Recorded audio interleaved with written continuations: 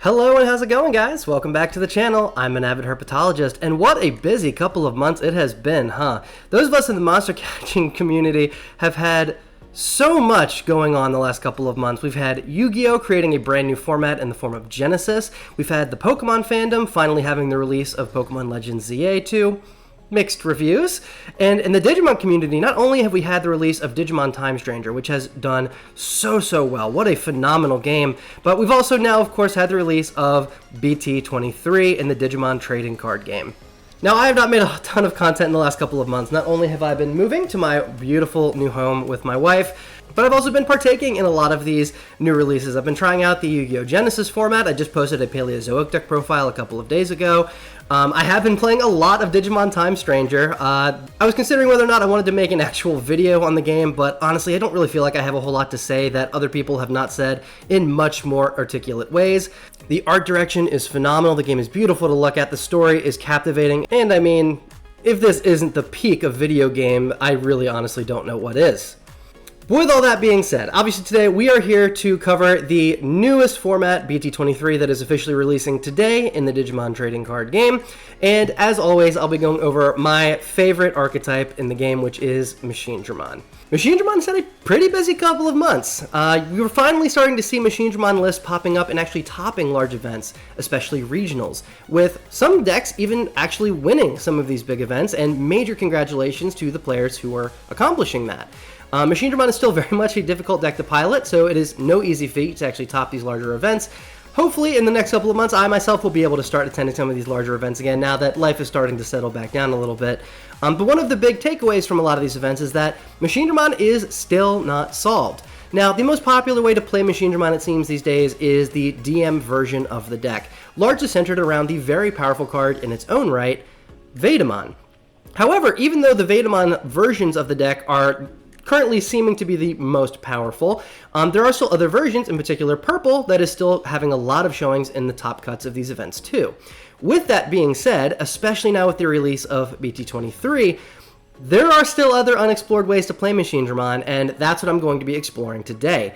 Every Machinedramon pilot, even here on YouTube, that you follow is probably going to have their own favorite version of the deck they prefer to pilot, and I have never been any different. Every format that has passed, I have had my preferred favorite way of playing the deck, and now that we're entering into BT23, we're only honestly receiving one really small card that actually impacts the way the deck plays in a pretty significant way. It's actually kind of weird to talk about like just how impactful this one card is, that one card being the new Cyber Sleuth, ultimately Justimon support card, Monodramon.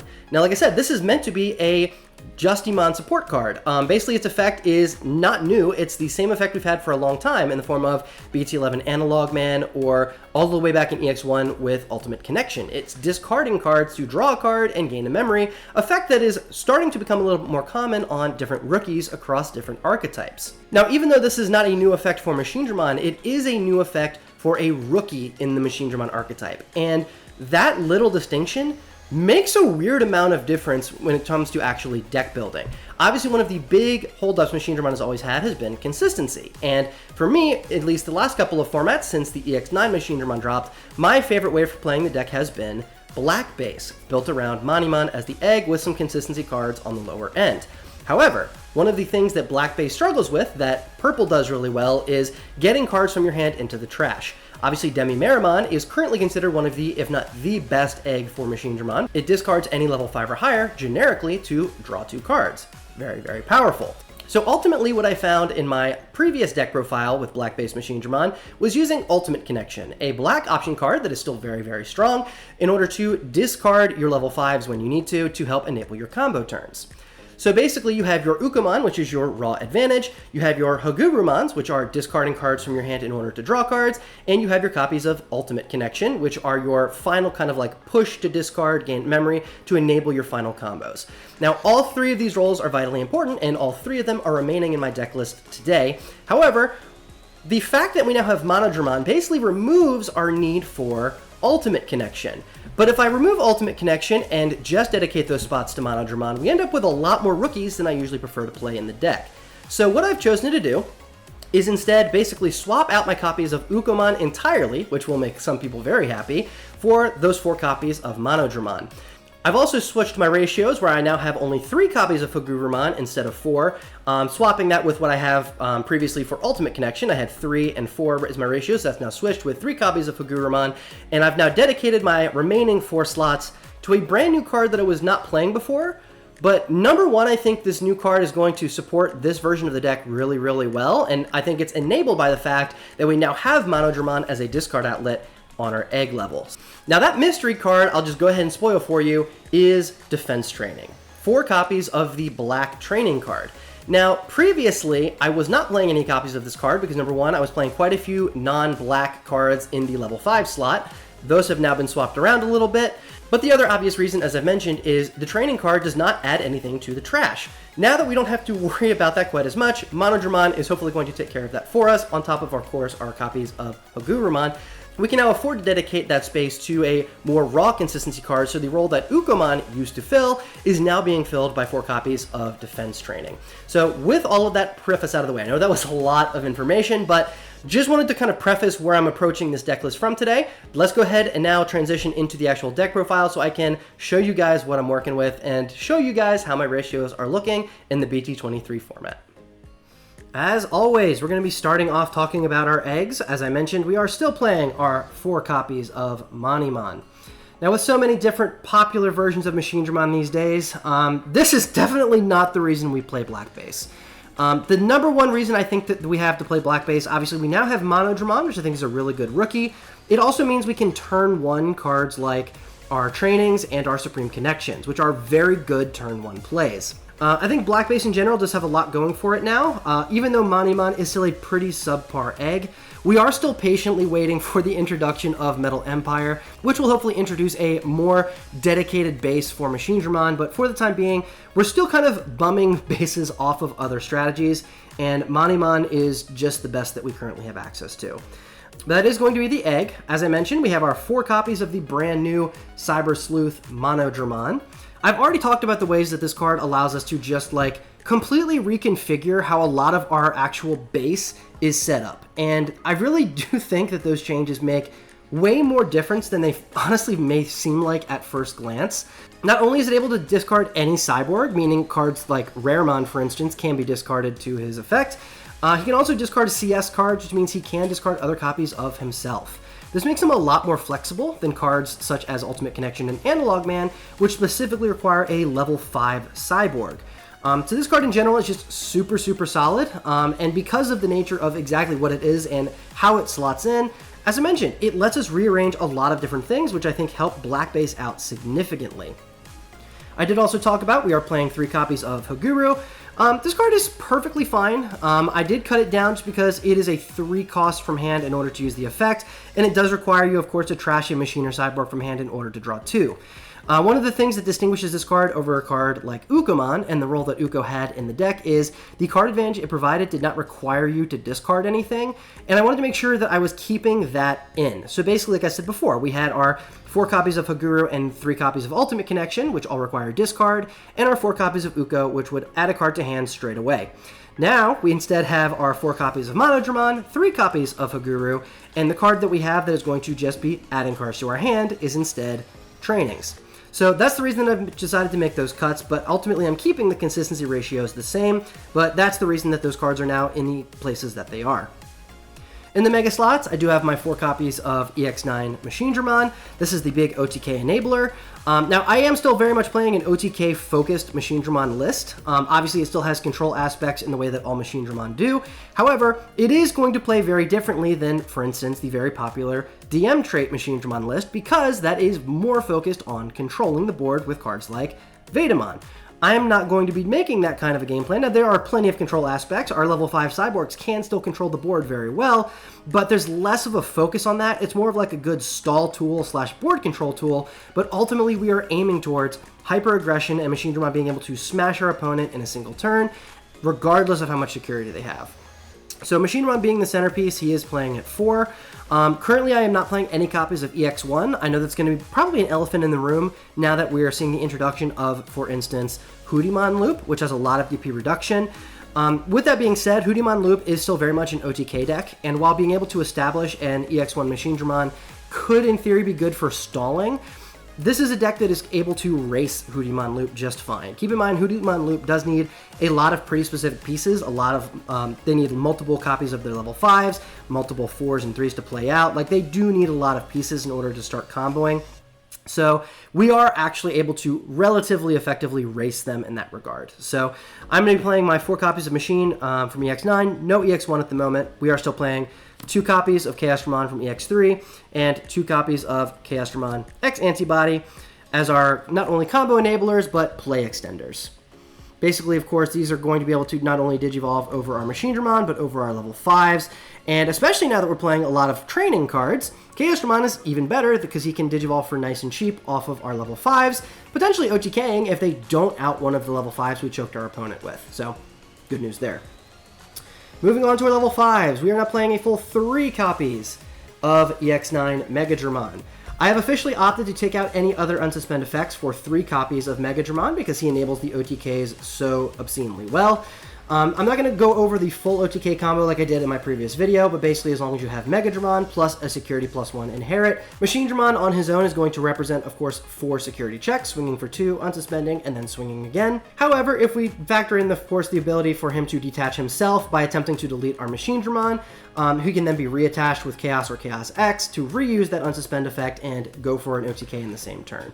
Megadramon is also one of our best board control tools, being able to deal with 2 bodies at usually champion level or lower, but that of course can stack if you get more face-down sources. Megadramon is just in general a super strong card. It's also way more consistent than any of the other unsuspends, so 3 copies of Megadramon. I'm not playing any other unsuspends. I am playing 2 copies now of MetalMamemon, who I feel has very much earned his spot as a 2 of. This card is a great out not only to cards like, of course, Medieval Gallantmon. Royal Knights is more than likely going to be very popular right now. He can also just in general strip like high value inherits, which can come up way more often than I personally would have expected. Even though I don't feel like Diaboromon is going to be having a super big presence in the meta this coming format, I do use it as an example. Let's say that you're playing against Diaboromon. If you play MetalMame and then use even just stripping 1 source to get rid of, for instance, their Infamon source, they lose access to Digivolve, which makes Machinedramon plays much, much safer. So, just as like one potential example, if you can kneecap a potentially vital inheritable, which has plenty of use against plenty of decks, it's just really solid. Now, the inherit is still like reasonably decent. It's basically just glorified reboot in this list, but still pairs perfectly well with our copy of Andromon. Still playing this card at 1 copy. Andromon is good for actually some of the same reasons as MetalMame. Both of these cards actually pair really well with Digivolve. One of the other kind of niche cases MetalMame has is if you strip out the rookie from an opposing source and then triple Digivolve with Chaosdramon, you can potentially completely wipe their stack if you can reset them back to an egg again. Andromon has a pretty similar but much easier to pull off interaction where you can stack them with a bunch of DP reduction, then Digivolve into Chaosdramon to Digivolve them until that DP reduction is enough to kill the stack. Very, very good. Blocker is obviously super helpful too. Against certain matchups, there's going to be times where you just need to set up a blocker early on to just stage off aggression. Andromon helps us do that. Our last EX9 Cyborg I'm playing is going to be 2 copies of MetalGreymon. I am still not playing MetalTyrannomon. Card is perfectly fine. I just don't play it in my personal list. But 2 copies of MetalGreymon, which is great for wiping tons of bodies off the board while having that security +1 inherit that I talked about. I am playing 1 other security +1 inherit in the form of Volcanomon. As long as I can find one of my security +1s and a copy of Megadramon, like I said, enabling the OTK is pretty easy to do. I'm going to be playing 2 copies of EX8 MetalTyrannomon. This card is going to be providing us with the Digivolve protection, which is still just like super, super important. It really does just like win us the game in certain matchups. For instance, Pyramidi, Rocks, Magneticdramon, whatever you want to call it, is one of the top decks right now. If you can establish a Machinedramon that you can afford to redirect attacks into, there's a good chance that they're not going to be able to kill you if they can't de-Digivolve you. De-Digivolving us off of our 6 is how they basically prevent us from redirecting with Analogman. So if we can stop them from doing that, there's a good chance that we're going to be able to survive the turn and potentially kill them on the crackback. The fact that we also have our MetalMames to unsuspend after mandatorily suspending ourselves to make sure we get that protection also means that they're not going to be able to swing over us as many times as they want to out the stack. So really, really solid card. I really don't recommend playing any kind of Machinedramon outside of like DM specifically without 2 copies. This card is just vitally, vitally important. Next up, I am now playing 2 copies of MetalGreymon Alterous mode. This is actually the only DP buff I'm playing, and I'm going to explain my reasoning for why. I'm no longer playing Jet Sylphie or Daipen, and the biggest reason is, like I said, we are playing an OTK style deck. I really don't care about the DP on the opponent's turn nearly as much as I care about it on my turn, so I would much rather have plus 4k, which lets us get over everything except like a small handful of cards in the game, rather than the plus 2k, which is still going to cause me to die to any potential level 7s that we see in security, including lower power ones like Magnetitdramon. Being at 16 means the only cards we really have to worry about are things like Omnimon X-Antibody, Alphamon Oryuken, maybe like Apoclymon if you squint, and like Paladin mode, but that's pretty much it. Like, you're gonna get over everything else, which just makes your OTK combo like way more comfortable. The other big thing, and the reason I'm playing 2 of this instead of like 1 Metal Alterous and 1 Cyberdramon, as I've mentioned, I'm playing 4 copies of Training now, and I want to make sure that I can grab as many cards as possible off of those Training cards. In fact, the only card that I am playing that is not black is my single copy of BT7 MetalGreymon, which is just like such a unique and vital effect that I'm still going to play it as a single copy because you kind of need to. Being able to gain that 2 memory is still like super important and powerful if you're going to try to OTK combo. So I'm going to still be playing this, but this is the only non-black card I have in the entire deck. Now, what is actually kind of a funny interaction, and one of the other things I think needs to be remembered about Alterous mode, Alterous can also digivolve over MetalGreymons, which means if we play, you know, either BT7 Metal Grey or EX9 Metal Grey, after we've gained our memory or wiped a bunch of bodies, we can still digivolve into Alterous if we still have turn for a single memory and wipe an 8k body on top of everything else. Even more funny is if you do that over BT7 and you do wipe the body, you gain a memory back immediately, which means that Digivolution was free. So it's basically just an extra source that you can stick into the stack when you choose to go into a level 6. So I just think that's kind of cool. But yeah, Alterous mode and BT7 MetalGreymon, super powerful cards. These are the ratios I'm going to be playing for them. Next up is going to be our one of Oblivimon. Now, Oblivimon is kind of a weird case in the sense that it's either the best card in your entire deck, or it's like the worst card in your entire deck. Like, this card is either winning you the game, or it's basically just a body with flavor text. Because the thing is, there are quite a few decks, with the most obvious now being Gankumon, that spam a ton of bodies and make it very difficult to win through.